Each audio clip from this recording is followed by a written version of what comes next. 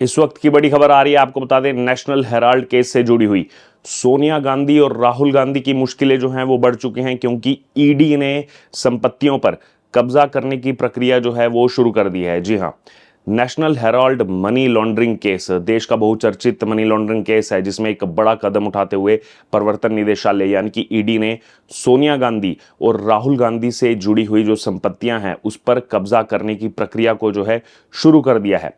ये कार्रवाई prevention of money laundering rules 2013 के नियम 5 के तहत जो है वो यहां पर की जा रही है।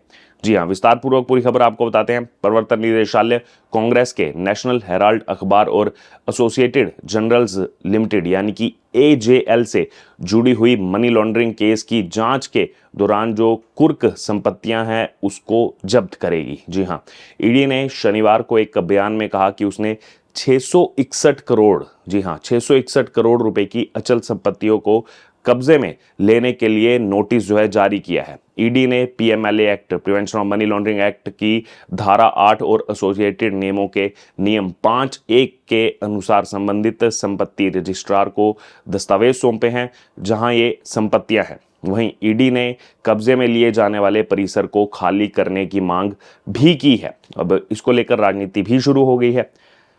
दरअसल 661 करोड़ की इन अचल संपत्तियों के अलावा एजेएल के 90.2 करोड़ रुपए के शेयरों को ईडी ने नवंबर 2023 में अपराध की आय को सुरक्षित करने और आरोपी को इसे नष्ट करने से रोकने के लिए कुर्क कर लिया था। वहीं शुक्रवार को दिल्ली के हेराल्ड हाउस, जो कि 5A बहादुर शाह जफर मार्ग पर है, वहीं मुंबई के बांद्रा ईस्ट और लखनऊ के बिश्नेश्वर नाथ रोड स्थित एजेएल की जो बिल्डिंग है उस पर नोटिस जो है वो उनकी तरफ से चिपकाए गए हैं।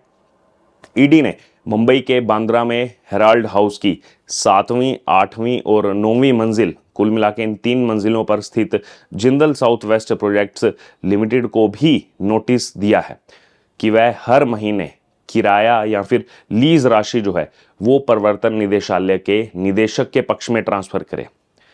दरअसल थोड़ा सा और पीछे आपको ले जाऊं, जून 2022 में नेशनल हेराल्ड केस में राहुल गांधी से 5 दिनों में 50 घंटे पूछताछ हुई थी।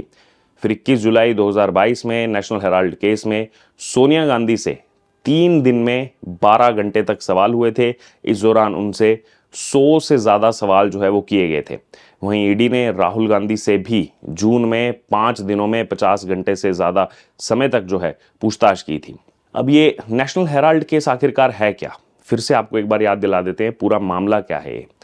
भारतीय जनता पार्टी के वरिष्ठ नेता सुब्रमण्यम स्वामी ने 2012 में दिल्ली के पटियाला हाउस कोर्ट में एक याचिका दाखिल की थी। वो याचिका ये थी कि सोनिया गांधी, राहुल गांधी और कांग्रेस के ही मोतीलाल वोरा, ऑस्कर फर्नांडिस, सैम पित्रोदा और सुमन दुबे पर घाटे में चल रहे नेशनल हेराल्ड अखबार को धोखाधड़ी और पैसों की हेराफेरी के जरिए जो है हड़पने का आरोप लगाया गया था। जी हां, बहुत बड़े आरोप थे, तभी से एक केस हाईलाइट हुआ। आरोप के मुताबिक कांग्रेसी नेताओं ने नेशनल हेराल्ड की जो संपत्तियां हैं उस पर कब्जे के लिए यंग इंडियन लिमिटेड ऑर्गेनाइजेशन एक बनाया और उसके जरिए नेशनल हेराल्ड का जो प्रकाशन है, नेशनल हेराल्ड का प्रकाशन करने वाली एजेएल यानी कि एसोसिएटेड जर्नल लिमिटेड का अवैध अधिग्रहण जो है वो कर लिया। सुब्रमण्यम स्वामी का याचिका में यह आरोप था कि ऐसा दिल्ली के बहादुर शाह जफर मार्ग स्थित हेराल्ड हाउस की 2000 करोड़ रुपए की बिल्डिंग, जी हां 2000 करोड़ रुपए की बिल्डिंग पर कब्जा करने के लिए किया गया था। स्वामी ने यह भी कहा कि 2000 करोड़ रुपए की जो कंपनी है उसको केवल 50 लाख रुपए में खरीदे जाने को लेकर के सोनिया गांधी, राहुल गांधी समेत जो केस से जुड़े हुए तमाम कांग्रेस के बड़े नेता हैं, अन्य वरिष्ठ नेता हैं, उनके खिलाफ आपराधिक मुकदमा चलाने की मांग जो है वो उस याचिका में की थी। उसके बाद जून 2014 में कोर्ट ने सोनिया गांधी, राहुल गांधी समेत तमाम जो अन्य आरोपी हैं उनके खिलाफ समन भी जारी किया था और अगस्त 2014 में ईडी ने इस मामले में एक्शन लिया और एक्शन लेते हुए मनी लॉन्ड्रिंग का केस जो है वो दर्ज किया। फिर उसके बाद 1 साल बाद आगे बढ़ जाते हैं तो दिसंबर 2015 में दिल्ली के पटियाला कोर्ट ने सोनिया गांधी, राहुल गांधी समेत सभी आरोपियों को जमानत दे दी। यही वो केस है जिसमें राहुल गांधी जमानत पर बाहर हैं। रूल 5(3) के तहत मुंबई के बांद्रा पूर्व स्थित हेराल्ड हाउस की 3 मंजिलों पर, वर्तमान में जैसा मैंने आपको बताया 7वें 8वीं 9वीं मंजिल पर जो है Jindal south west projects limited जो है अभी वहाँ काम करती है, उसको भी नोटिस जारी कर दिया गया है। और ये कहा गया है कि भविष्य में जो भी किराया है, किराए की सभी राशि उनको जो है वो प्रवर्तन निदेशालय के पास ही जमा करानी होगी। ये कदम ईडी की जांच के बाद जो है वो उठाए गए हैं। इसमें एसोसिएटेड जर्नल लिमिटेड की संपत्तियों से जुड़ी 988 करोड़ रुपए की आपराधिक आय की कथित जो लॉन्ड्रिंग का खुलासा हुआ था।